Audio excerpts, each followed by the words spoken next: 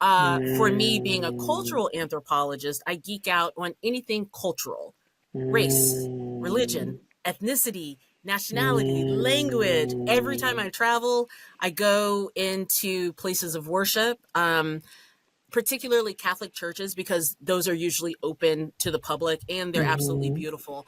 So I am mm. always so curious. Welcome to Mindset Mastery with Julissa Edwards, the podcast dedicated to helping high performers unlock their true potential and cultivate a powerful mindset for success. I'm your host, Julissa Edwards, a mindset coach and advocate for healthy high performance. Join me on this transformative journey as we delve into strategies, insights, and inspiring conversations with experts and thriving high performers. Get ready to master your mindset, elevate your performance, and create a life of purpose and fulfillment. Let's dive in. Hello, and welcome to another interview styled episode on Mindset Mastery with Julissa Edwards. Today, I'm going to be interviewing a lovely colleague of mine, Kimberly Hess. She is a cultural anthropologist and diversity equity consultant. She is the host of the Culture Connection talk show and co-founder of the nonprofit Black Women Play. She has worked with billion-dollar companies and now leads a dream life of freedom, joy, and excitement while traveling the world as a digital nomad and entrepreneur. She now coaches Black women to transform their lives so they can banish burnout, be happier, and have more freedom without working harder, adding more to their to-do lists. This is a beautiful episode and conversation about the imperative and important work that Kimberly has done in her prior workings and how it only amplifies her mission. So, without further ado, I hope you enjoy. Take a listen, a grounded feel for this episode with Kimberly Hess. Kimberly, how are you? How are you feeling today? Julissa, first of all, thank you so much for having me. But I feel good. I feel really, really good. Guys, do you hear that good and do you feel that good energy? Today's convo is going to flow so nicely. We have something that we really want to talk about, but I want to give people a little bit more understanding of what you do past your bio. Kimberly and I met on the blogs. It's an entrepreneurial competitive TV show, and I was pulled by your mission and all that you've learned about Black inequities in the workplace. Right. So give us in your own words, like, what do you do? What's your mission? And how has that brought you from into the coaching atmosphere? That's a great question, and thank you for asking that. So, for those of you who are just now meeting me, my name is Kimberly Hess. I am a cultural anthropologist, and with being a cultural anthropologist, I have worked in the equity space for almost a decade now. So, I was a senior diversity, equity, and inclusion consultant, and what that means Mm, is I would get hired to go into large companies. I've had a few billion-dollar players that I've worked with, large companies, large and small nonprofits, local organizations, youth. So they would hire me, as well as a consulting team, to go in there and really look at the equity in their company. Are they treating everyone fairly? Does everyone have a seat at the table? Are marginalized voices being heard? And when I speak about marginalized voices, my my specialty, my expertise is in Black women, right? mm, And as a DEI, or diversity, equity, and inclusion consultant, everyone in the corporate space and nonprofit space was my priority, right? So when Okay. I talk about marginalized voices, I'm talking about not only race, not only gender, but people that are differently abled, ageism, mm. folks with different education levels. I mean, it Okay. runs the gamut. And I really like to stress to people that diversity and equity and inclusion is for everybody. Yeah. Okay. So that definitely gives us more of a better understanding of all the wonderful, impactful work that you're doing. And I can only imagine all the insight you've gathered from doing what you did for so long. So much so. So as a anthropologist, I am a social scientist, right? And I say that because Hmm. I nerd out on Love it. frameworks, Love um, statistics. I'm always it. reading like some obscure paper that probably only 10 other people have read. And I do this not only for my clientele, but actually for myself so I can better understand people. Like the study of anthropology is the study of people, it's the study of humanity and basically why humans human. For me, being a Mm, cultural anthropologist, I geek out on anything cultural: race, mm, religion, ethnicity, nationality, language. Every time mm, I travel, I go into places of worship. Particularly Catholic churches, because those are usually open to the public and they're absolutely mhm, beautiful. So I am mm. always so curious, like I love so that. curious I love that. about not only my culture as a Black woman that was born and raised in America, but the culture of everyone, right? Like Zora Neale Mm, Hurston, who was she's my guiding light of anthropologists. She was a Black female anthropologist, I believe in the 30s, right? okay. And also a writer. And one of my favorite quotes, and I'm going to paraphrase, is, she said, curiosity is poking and prying. It's like that's the formalized Mm, research. So your girl Kimberly, I am always poking and prying and asking yeah. questions just because I want to know. Just because I want to know, honestly. Yeah. So when you brought that up, I was like, oh my God, I love that because I'm the same way with psychology and the study of the mind and helping people. And when people, like, I remember one of my toughest experiences first becoming or training to be a counselor, a mental health counselor. This was back in my early 20s, just graduated out of grad school. And I remember having a client who had trigger warning, who had sexually molested children. Oh, And as a counselor, your job is to not, yeah, like advocate for your client and better yet, try to understand why they're doing the things that they're doing. Right. And so this was so like just coming, I wasn't even graduated yet. This was my internship. And hello, God, universe, source, higher power. Like I'm always being put in positions where, and I love it. So bring it on, universe. Like I'm always being highly stretched and expanded and challenged in like the beginnings of whatever it is that I'm doing. okay. Just to give more into like the first time I was a professor for my alma mater, and my first classroom, because I was a beginner professor, I was supposed to have no more than 13 students. Everybody wanted to sign up for my class. I had 28 students. Wow. And so anyway, that's just my life. But I bring it back to the curiosity because um, here I was where all the other student counselors are like, how are you doing this? This is terrible. Like, how could you, like our own biases come into play. And to be a good researcher, helper is the factor of curiosity. And it's like, hey, this is a client. I'm going to do my best to learn his background and all the things. And there was a lot of points in that interaction where he would challenge me. Because he was used to getting people that would be grossed out by his actions. And I Okay. just couldn't help him anymore. Right. And so it was just like, well, it doesn't bother you that I've, done these things. And I'm like, I'm here to understand your story. Oh my goodness.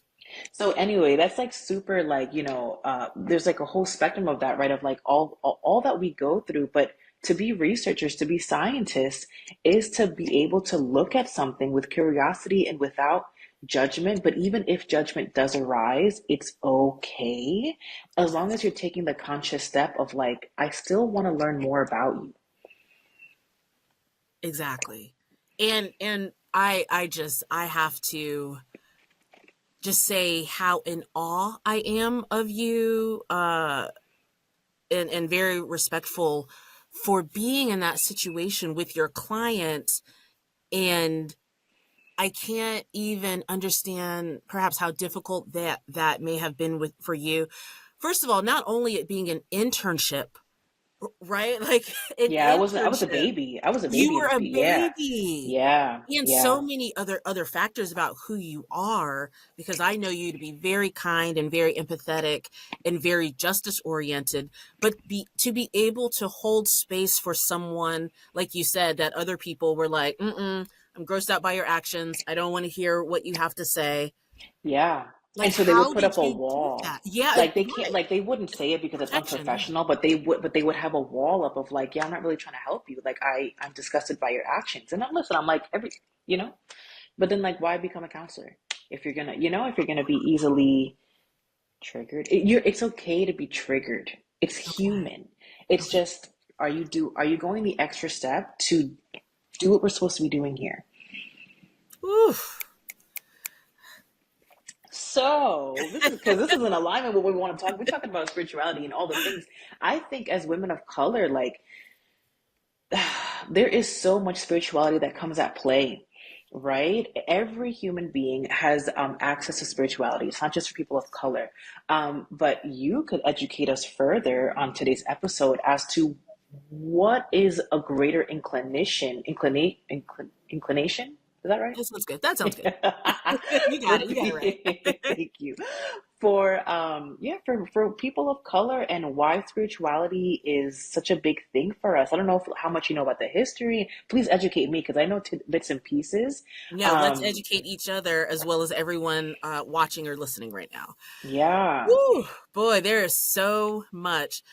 So I will begin with as I travel, like wherever I go, even if it's literally not for work but on vacation, I really try beforehand to dive a little bit into the spirituality of the place. Recently, I have started asking the ancestors of that land, Mm, really for permission to go. mm, Yeah, mm. and we'll talk about that in just a moment. So spirituality, particularly for people of color, and actually, I want to say, I mainly study folks of color, right? Okay. And I am also very well aware of people that not are not of color also have the same trials and tribulations of at one point in time their ancestors, their lineage being denied and downright persecuted, oppressed, killed for not being able to worship in the way that they wanted to, or that their Mm, ancestors were intended to, right? Which is okay. why we have, major religions in this world, like three major religions in this world, and then other types of spirituality, other ways of being, even perhaps those who don't have a spirituality, as far as maybe being agnostic or atheist, being shunned, looked down upon, or that they are morally corrupt for not practicing, let's say, what the majority of the people around them practice. So that's something that's really opened my eyes as far as like um, the indigenous ways and the different ways that people worship their creator, their source, their higher being, their God, their deities, right? Some people, Mm, have orishas, which are very much in line with like the Catholic saints, right? So whenever I go to the ocean, I give much reverence to Yemaya, right? Which okay. the ocean.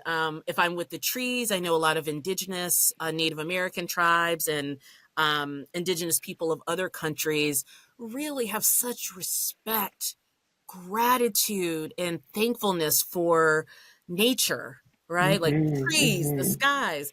And so let me tell you and everyone that's here with us right now that I was not raised that way. I was raised Pentecostal Christian, Church Okay. of God in Christ.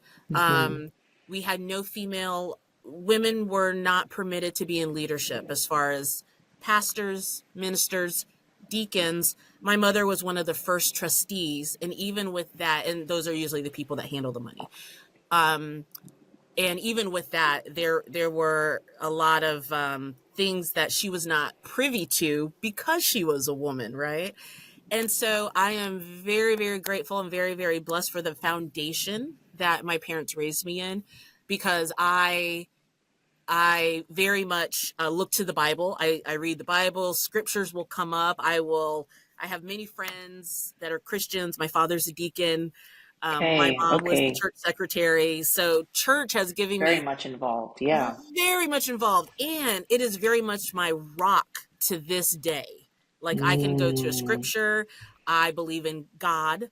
I Mm-hmm. also believe that God can also be called source, Yep. Yep. universe, Yep. Yeah. spirit, all knowing. I Mm-hmm. also, I don't, I'm just putting it all out there. I don't Yeah. necessarily believe that God is gendered. We Mm-hmm. have been Mm-hmm. given a very specific view of God, right? That Yes. God is a Yes. man, Yep. typically white, Yep. typically an elder, right? Mm-hmm. Whereas Mm-hmm. some people see God as a woman. Some people see Mm. God as, let's say, three spirited. Some people see God as the beautiful clouds in the sky. And Yeah. I'm like, It's all what, good. they're all good. And Yeah. whatever you choose, whatever is Yeah. your, guiding light, lean into Mm-hmm. it. Mm-hmm. And I have to say, sometimes it's very difficult because I find people not really wanting to express their beliefs because they have been made fun of, downright persecuted. I mean, Mm. it happens. It Mm-hmm. happens. So Mm-hmm. I'm very much for people having, honestly, whatever gets you through the day, whatever's your Yeah. rock, whether you Yeah. meditate, do yoga, pray, if you pray 5 times a day, if you, if if you read tarot cards, if you do mass, I am like, to me, it is, the creator is all the same. We are all just calling that source a different name. Mm-hmm. And that's kind of what Mm-hmm. I believe. And I Yeah. think as a cultural anthropologist, it aligns so well because I'm like, what do you believe in? Tell me. I want to Tell me know. more. I want to know. Yeah, so I'm the same way. I was raised Catholic, or I went to a Roman Catholic school all my life. And so, we did the, traditional Catholic things. We went to church every Sunday. We did all the sacraments, all of that. And none of it was bad. It was enlightening. It was like I had questions. I'm a curious kid, as I think most humans are. And and I was a science lover too. So I was like, wait, there's some discrepancies here, And that's okay. That's okay. Like, you could just fully ride on faith and be like, well, you can explain certain things. And if that feels good for you, then that feels good for you. Right. For me, from a young age, I remember sixth grade in particular, in my school, they had just began to allow us to switch classes. In fifth grade, like, teachers would come to you. Okay. And then in sixth grade, we ended up like actually switching classes. And I remember that specifically because my science room teacher and my religion teacher were across the hall. And I remember us, yeah, like I remember us going from one class to the other, and the same lessons that day were so contradicting. And I was like, so which one is it? Right? Was it the Big Bang or was it Adam and Eve? What's happening here? Right? And even from that young age, I was like, wait, what's going on here? Right? And it's not good or bad. It's just information, Right. right? And so from then, I was still, fully Catholic, all the things, never had anything against Catholicism. For me personally, I never was fully intrigued by, I guess, scripture or the way that my church explained things. And that's neither here or there. That literally could have just been a church problem, and I could have went to a different church and it would have been different, Yeah. right? But I think in my evolution of spirituality, I feel comfortable with processing things and learning about many different cultures, religions, ideologies, belief systems. And it's like I like to pull apart from a lot of different things as to what feels good for me intuitively. Exactly. And the more that I learn about religion, the more that I have respect for other people. And like, even when there's some things that I don't want to even say practice, like on my desk, I have crystals because I was introduced to them and I thought they looked pretty, Right. but I don't worship them. And I don't think anyone does per se, but even if you have a strong connection to crystals, I don't think anything less of you. Right. Right. Right. For me, it's like, this is pretty. It came from the earth. I'm an earth kind of person. Right. So it's like, this feels good to have it on my desk. I guess what I'm trying to say here is I am curious. I'm a curious person. and I will land with what feels good for me at that time. And I also respect other people who are fully set in one way. Because Mm, for me, as a human being who's interested in your healing journey, that's my end game at all times, is what's going to help you. exactly. As long as you're not hurting people and you're not ostracizing somebody else for not believing the same things that you believe in, because that's shadow work right there that we have to lean into, like what's going on there, right? Right. I don't care what it is that you believe in. If it makes you feel whole, for me, the whole point of spirituality is to feel closer to self. Yes. Right? And so if you do that through Catholicism, Buddhism, whatever, do yoga. If that's your thing, if you go outside and you pray with the plants and the earth and that makes you feel connected, do you, Right. right? So I think we're kind of on the same page there.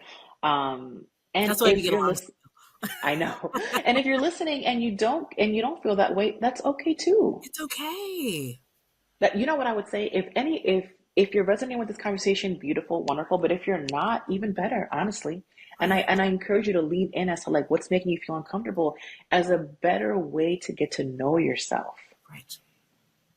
Yeah. Okay, so let's keep the conversation flowing, girly. So how does this all mix into how you help people? Oh, wow, that's so good. Um, and I mean, this really ties into what you were telling the audience, that if this isn't resonating, or if you have no idea, like, wow, why do these two people feel so powerful? This was not something that I woke up and I'm like, oh, I'm this spiritual person Same. that believes in healing and transformation. Um, for me, it came from very, very difficult times in my life. Um, Mm, there's something called Dark Night of the Soul, and for me, I every time I went through a dark night of the soul, which is where I kind of went within. Some other folks might call it like an existential crisis. You're like, why am I here? What's going mm, on? mm-hmm. Um, that has those tough times, those times that I have doubted myself, those times that I thought that I couldn't go on, those times that I've actually honestly considered no longer being here on this earth plane, Wow. have made me so strong.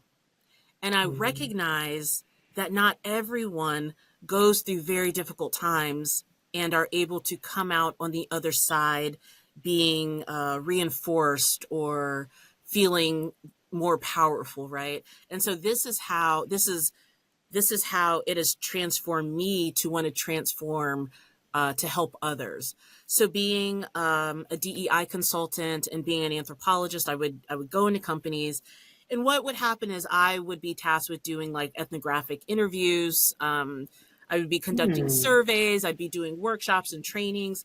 But whenever like a company just wanted to know what their employees were, um, feeling, like what's going on in the company, are we doing a good job, do you feel discriminated against, do you feel like we could be doing better, I would go in and interview people. I would interview everyone, from the C-suite, like CEO, mm-hmm. chief financial officer, chief executive officer, to perhaps, and I'm not saying this is a hierarchy of who you are as a person. I'm just saying the Mm-hmm. hierarchy that most companies have, that you have Sure. someone at the top, or you have people at Yep. the top, and you have people that are making the decisions, and then you have people that are at the bottom that are, executing those decisions.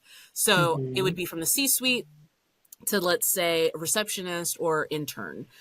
And what kept happening over and over and over with clients, whether it was a Fortune 500 company, whether it was a small local nonprofit, was that I was encountering, women of color.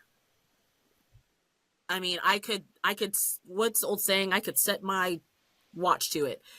I could bet that even before I went in, I Mm, would know that the women of color in any organization would relay to me their pain, their suffering, their, despair about the workplace environment that they were in. I mean, mm, unfortunately, I even before I did research on the company, talk talk to anyone I knew. And so what would happen is I would be interviewing these women of color, and they would talk about having heart palpitations at work. Wow. They would talk about the discrimination they faced. Like this one black woman told me she came in on a Saturday with her key. This was a nonprofit in California, and someone stopped her and said, "What are you doing here?" The security guard. What are you doing here? And she's like, "Oh, I work here. I've been working here for like 3 months." She was kind of new. And he was like, "I don't think you work here." And she's like, "Well, this is my security key card." He actually ended up calling someone Mm, because he did not believe that this woman worked there.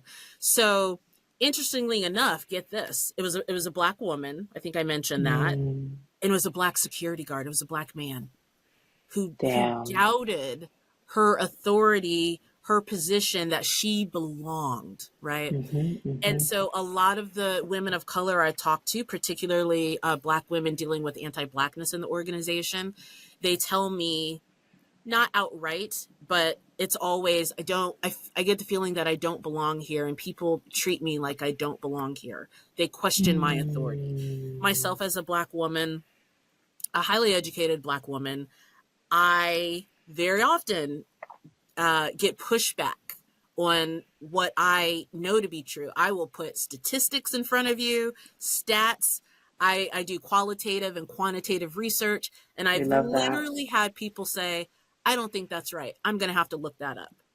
And I am Mm, like, "Sir, ma'am, you are paying me, and right. This is my job. this is my Yeah. job. You brought me in, and you're telling me that basically I don't know what I'm talking about." So I really, I'm a very Well, empathetic pause. person. That's also that's their shadow, right? It's like Yes. you're coming here bringing in light, information, knowledge that they were not ready to receive, that they didn't want to believe, and now that it's being brought in front of their face, it's I would say it's my opinion, it's a twofold thing. You're a woman of color, a black woman coming in with this information, so it's already like, wait a second, is that the truth? Because of your just appearance, Identity. and then the second aspect of it is just I wasn't ready to receive that information. Wow. Thank you for saying I that. Yeah, definitely twofold there because yeah, they it's like, wait a second, now this is real, so now I have to do something about it. And I'm not saying that these people are bad people. It's No, just how nobody likes change. Nobody likes knowing that what they're doing isn't hard. working. Yeah. And And you also so don't like knowing that the people that you interact with every day or that are part of your company are are feeling that they don't hurting. belong. Yeah. I have had people tears streaming. I've had Mm. people joke that I'll send you, this is like therapy. Can we do this again next week? And Girl, I'm I was just, thinking like you should every DEI, correct? Diversity yes, and inclusion. What does the E stand for? equity. Equity. Um, Anyone in your position kind of should roll with a therapist Yeah. because there's a lot of processing to be held there. Right. I want to say I don't necessarily think Yeah, every equity and DEI inclusion. person definitely is not equipped to be a therapist. I do believe there should be therapists on staff, on that team, because what people are At encountering. least contracted for like the period, for when everything is being brought to light. Yes. Actually, that is a great. If there are any therapists out there that are interested in DEI, I love that idea. Please start contacting these consulting firms, their companies, because you hit the nail on the head. They People are hurting, and not only the Hmm. people that are marginalized, but you bringing up the shadow work of when I'm telling the client that's paying for the service, "Hey, this Yeah. isn't working," and them saying, "Oh Hmm. no, that no, we're not doing that." It's no, the shadow work, it's hard There's so on much, there's so everyone. much guilt. I was a part of the problem. I did not see. Oh my God. Now I have to own up to this. I'm just receiving this information. I have to own up to it. It is a lot. It is a It's lot for the other side as well. Yes. And when you say that, it's not just in the corporate world, it's not just for the Everywhere. C-suite. because I know personally when someone has come to me wanting change for something, and I feel, let's say my children who are in their 20s now, but maybe I'm like, oh my goodness, you feel that, and you're like, oh my goodness, I maybe not harm someone, but you've done something that you maybe could have done better, but you just didn't Mm-hmm. know, and that Didn't is know. not a good Yeah. feeling. And Mm-hmm. also, it's a feeling, like you had said earlier, that we have to lean into to be able to facilitate change and healing and transformation. Mm-hmm. Mm-hmm. Mm-hmm. I'm even thinking in the beginning of your sessions, before you give them any information, it would be like, hey, let's just set our intentions and priorities clear. And it's like, why did you hire me? Mm. Um, what are you really looking to gain out of this consult conversation? Because I have some information ready to be shared, and I just want to make sure that we're in a good place to receive it. Oh, that's beautiful. That's beautiful. Yeah. I love this is why I wanted to interview because you're doing such amazing work, and it's not only that you're doing amazing work, but you're also highly educated, and you're also gathering. You're a scientist. You're gathering so much data. Yeah. Every day, it seems like every day, especially from YouTube. Yeah. I love YouTube. I find out so much about different cultures watching YouTube. It's amazing. Yeah, we have so much at our fingertips to learn and to grow. And I think when you're passionate about something, it's just, for me, it's on my mind all the time. Everything to me is mindset. Everything to me is psychology because it is. In my world, it is. I mean, I think I can convince anybody that in everybody's world it is, but my brain is just hyper focused on that all the time because I'm so passionate about it. Right. Um, okay, so in your coaching business, what are you hoping to do that your prior position didn't allow you to do? Oh, that is a beautiful question, and thank you for answering, because this is something that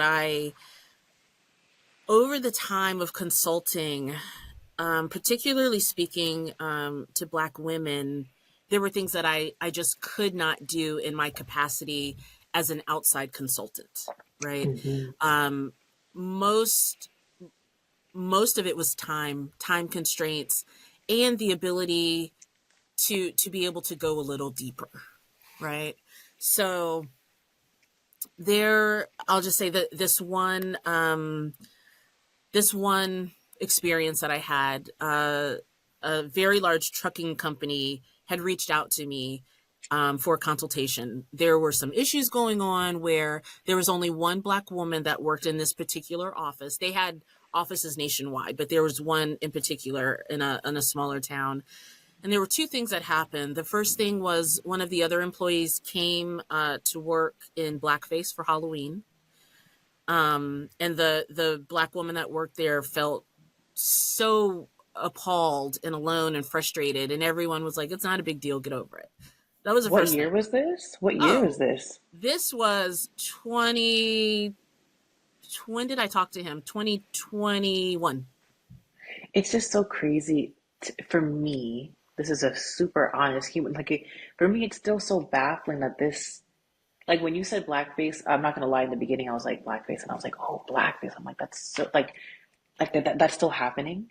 And then I was Right. like, should we educate our audience? People even know what that is. Like, I feel like some people do, some people don't. It's when somebody literally covers their face in like black Yeah, black makeup. makeup.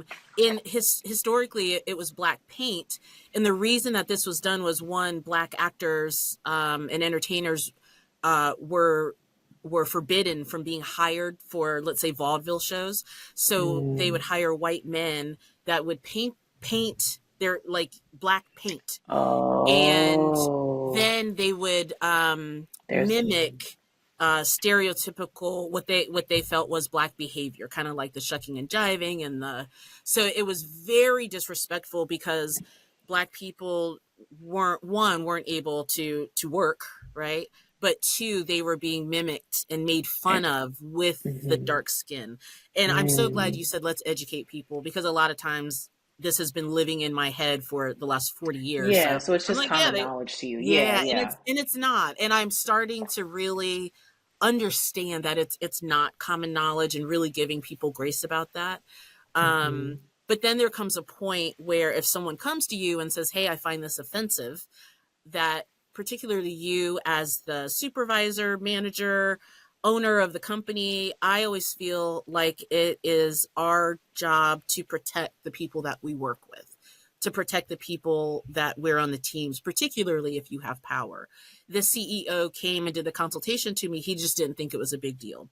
The second incident that he relayed to me about the same Black woman employee was she had an African head wrap on, and I'm sure folks know what that. It's covers your hair, and Yeah. it's sometimes it's decorative, sometimes it's for utility. I wear it because they look pretty, right? But there Mm-hmm. is a lot of honor in it for certain tribes in Africa for women. Once again, a Sure. lot of history in that. The history in the U.S. with wearing head wraps was, I believe it was Louisiana. Black women were not allowed to wear their hair out. Um, some of the non-black women were having issue with non-black men admiring black women's hair. It was called the Ting Yong law. I might not have pronounced that right, but something like that. So it was literally a law that black women had to have their hair covered Cover in these up. wraps. Mm.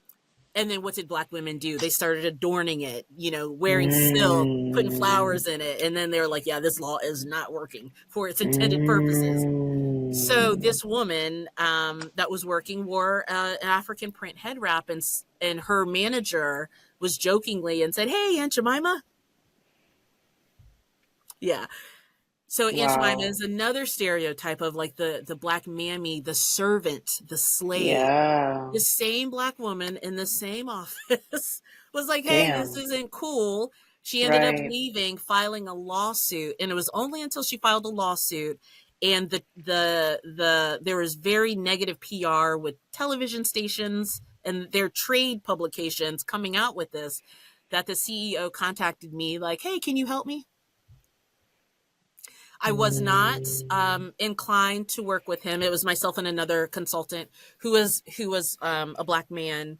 We decided not to work with him because he was not He was just willing trying to to have the fix the capacity. mess. Yeah, he didn't have the capacity to understand why his former employee was upset.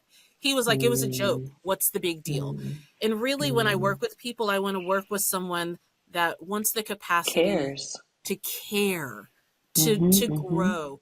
I Mm-hmm. myself have made uh I guess mistakes, or I've been ignorant, right? And I'll tell this story very quickly. And this was a while ago, and it wasn't in the capacity of my work. It was way before I started DEI consulting. But it was a Facebook friend, and they presented as female, right? And I think their name was female. Let's say it was Barbara. It wasn't Barbara, but let's say it was, or maybe it was like Yeah. Judy or something. Okay. And they had left a funny comment, and I typed, and I was like, "Oh, sis, you are hilarious." And they very kindly DM me and said, "Hey, I don't go by the pronouns. I don't She, identify as a her. woman. My pronouns Okay. aren't she, her." And they were like, I understand the camaraderie with the word sis, but I'm not a cis, SIS is short for Yeah, yeah, sister. yeah. Sister. And I Yeah. was mortified that I had misgendered someone, that, I made them feel some type of way.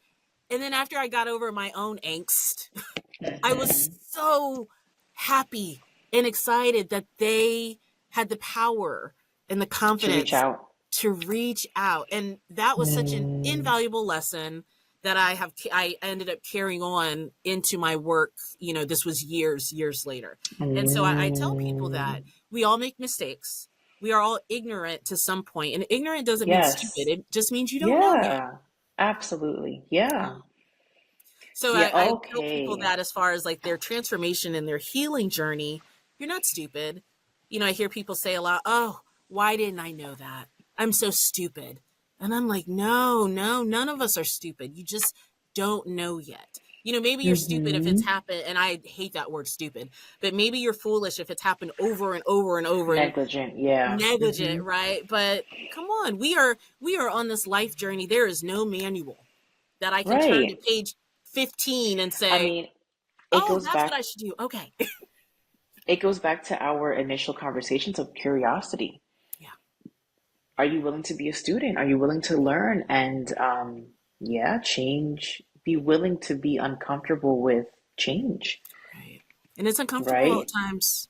Won't be all the time, right? So you might learn something and be like, I know better now. Or you could learn something and be like, oh, I'll make sure that I'll do that moving forward. Or sometimes there's going to be somebody calling you out, Right. right? And then you got to sit with that discomfort and then hopefully choose to move in a direction that's going to be supportive for all parties. Right. And I'll say this really quickly because I know you Yeah. work with a lot of mothers and you yourself are a hmm mother, as am I. Yeah. That has been the biggest learning lesson for me is making mistakes as a mother.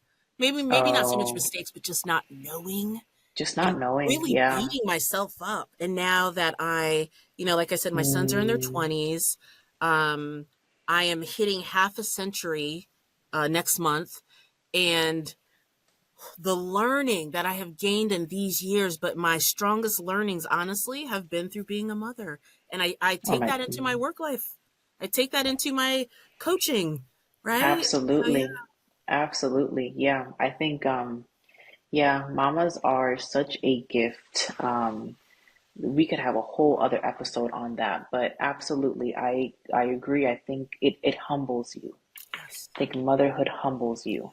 And it's another avenue to look deeply within, Mm, and learn a lot about yourself. And having these beautiful children that grow up into being adults to respectfully trigger you and give you mirrors and um, years. yeah, just teach you a lot about life and what you think and what like I remember even I have little ones, and even in pregnancy, before my firstborn was born, I had to make decisions for him, and that was opening within itself. It was a time of COVID. Do I get the shot? Do I don't? All the things. And it was like, here I am. It's not just for me, it's for us. Right. Oh, Everything changes. Everything changes. I think about the people that often like that quote on Instagram or social media where it's like, once you become a mom, you could never that title can never leave you. Like when you become a wife, you can become divorced, right. right? And God forbid, even if something does happen to your children, you're still always a mother, Always. Always. and so it's an identity shift, Right. permanent, whether you wanted it or not.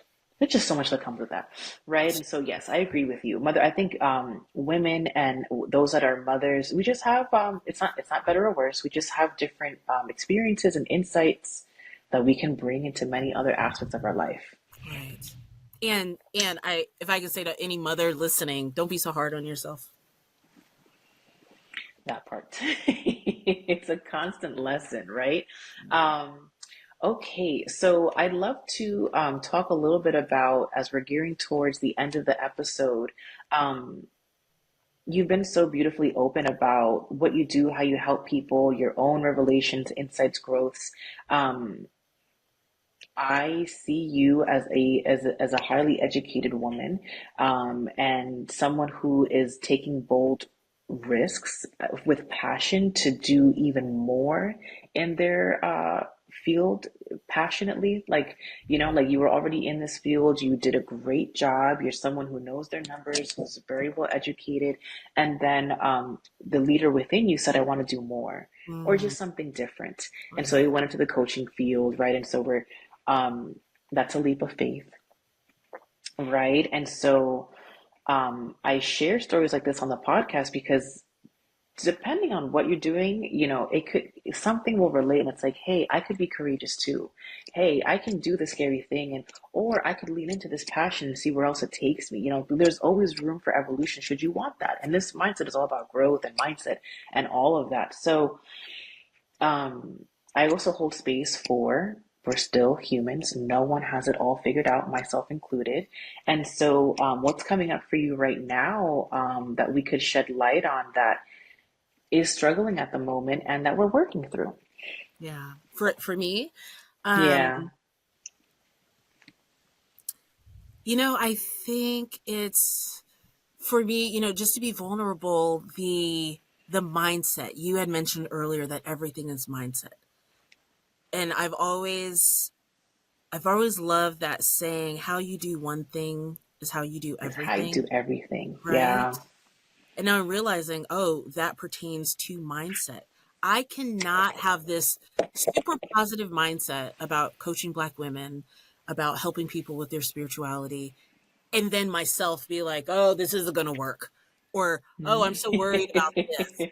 But I'm very easily telling someone else, oh, you got this. Believe in yourself.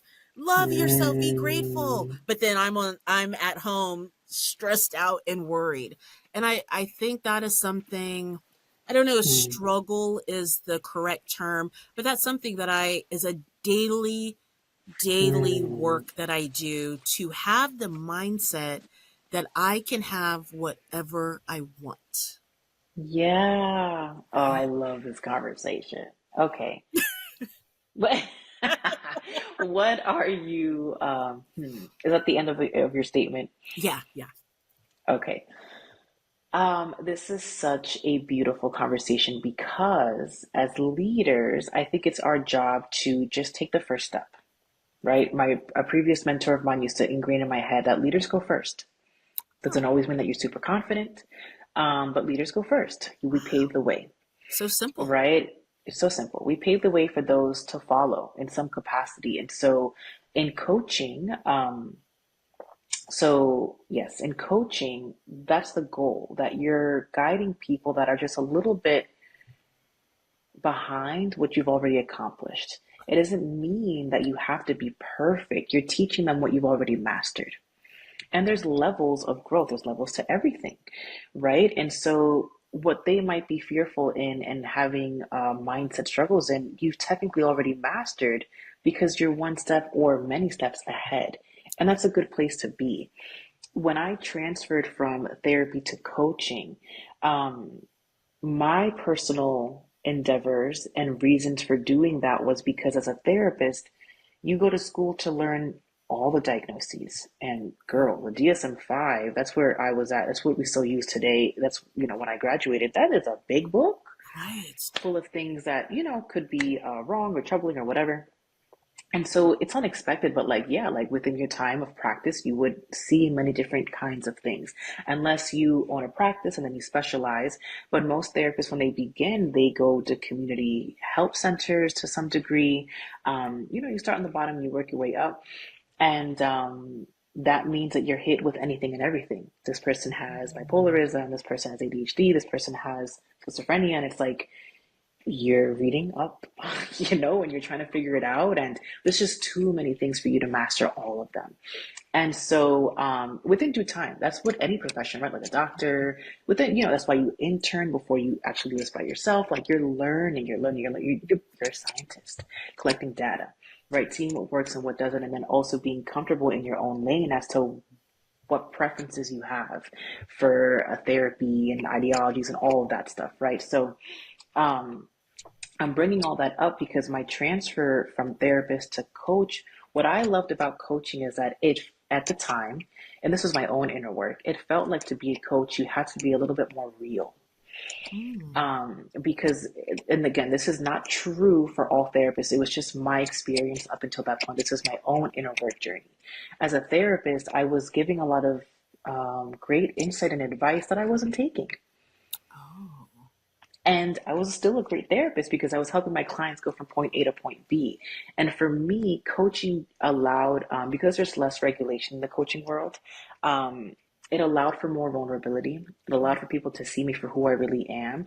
And it for me personally, is kind of like a duty of like, well, I really have to embody what I preach.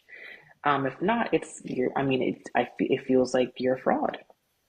Right? It's like if I'm telling people that, let's just say, for example, journaling is what gets you from point A to point B, I better be journaling every day, Okay.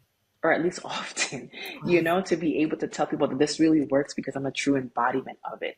Now, I think, how does this relate to what you said prior, right? Like, I am telling people that they can do these great things, and then when it comes to mine, like, I'm still a little bit nervous. Um, Yeah, me too. Mm. Like that happens, a couple of things that we can do here. Coaches need coaches, right? Yes. I have my own Yes. coach, Yeah. right? But even in the seasons that I don't have a coach or that I'm not, super reliant on my coach every single day, I don't hit her up every single day. And I'm going through my own shadow work is being cognizant of what's coming up for me. For Mm. me as a coach, that's always the game here. It's always, if I'm going to, and this could happen even if you're not a coach, is in a standard 9 to 5 world or any workplace where you're climbing the ladder to some degree of your, expanding your knowledge or now leading people. Like this happens regardless. You jump to a new level, you see new heights. You're able to see new horizons because now you're overseeing more or you're learning more or whatever may have you. And then there's a little voice in the back of your head of like, can you really do this? Right. Am I fit to lead these people at this time? And it's always like, well, I got here. Mm. I've made it to this new level. So you have to expect new challenges. And the funny thing that I love, it's not, I mean, funny or like, yeah, it's funny to me in a sense of like, it's always the same thing. You're going to up level to new heights, and it's not like the problems are vastly different. The technicalities of the problems may look different. You might be managing more people, you might have to learn about new things, but it's still the same programming as like the ego's like, this is new. Mm.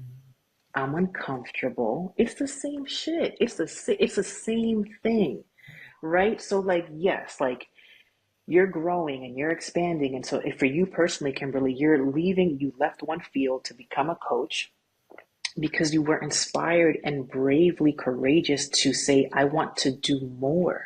Right. Right. And you've already taken a leap of faith of leaving one to do another. Um, in my time as a coach, I would say that I've learned there's no right or wrong way to do things, but in my history, it's really easy to lead people that are a couple steps behind you. I think sometimes in the coaching world, you can level up and then you want to help somebody that's like right underneath you. And it's like, that's okay, but you'll have so much more wisdom for somebody who's like 2 or 3 steps behind, because you've overcome that a long time. And time is irrelevant here, right? It's just, but you've overcome that, um, in the spiritual, whimsical world, like, um, that's a different lifetime of when you were experiencing those things. And if I can help you overcome this hurdle, even though I might be feeling the same insecurities, but my hurdle just looks a little bit different because I'm Right. at a new height. Right. So don't feel bad for feeling like, how am I telling this person this, but I can't do it for myself? It's like you are doing it for yourself. You're just literally looking at new heights, new horizons, new viewpoints. So it's the ego has to show up. That's the job of the ego. Mm. Okay. Does that make sense? Oh my goodness, it makes sense, and that was a word. Thank you. Thank you. Yeah. Yeah, absolutely. So, this was a lovely conversation. I think listeners can learn. So, we talk about many different things on this episode, which I Yes. love. Um, how can people find you, Kimberly? Oh, that is a great question. So they can find me on Instagram, and that's at KH which is short for anthropology, ANTHRO. I am working on my website, which is khanthro.com. But Hmm. definitely go to Instagram, find the link, and you'll find all the places to find me. On LinkedIn, my website. I have a master class that's coming out. Actually, it'll be out by the time this airs. And Yeah, I am so open and available to connecting with people. You do not yeah, have to be solely a Black woman to connect with me. Um, I am just open. I love people, right? So message me and just let's talk. yeah. I love that. Well, thank you so much for your time, Kimberly. This was a very wholesome episode, and I loved the energy, the groundedness, the information learned, and I hope our listeners did too. So until next time, Kimberly, thank you so much for your time. We'll talk Thank you soon. so much for having me. Absolutely. Already. Bye for now. Are you a high-achieving leader, constantly striving for success but feeling drained by the weight of responsibility? It's time to hit the reset button on your mind and unlock your full potential. Introducing the Entrepreneur's Mind Reset, a transformational journey designed for CEOs, Type A leaders, and ambitious professionals ready to prioritize their mental and spiritual well-being. Join our exclusive 6-month program where evidence-based therapy meets somatic work and metaphysical techniques. Here, you'll find a tribe of like-minded achievers driven by their passion for success and growth. With personalized one-to-one coaching, group sessions, and ongoing community support, you'll conquer burnout, master your energy, and cultivate a sense of inner peace and abundance. Say yes to yourself and embark on a journey of healing, growth, and success like never before. Visit our website or simply look at the show notes below and reserve your spot today. The Entrepreneur's Mind Reset, because true success starts from within.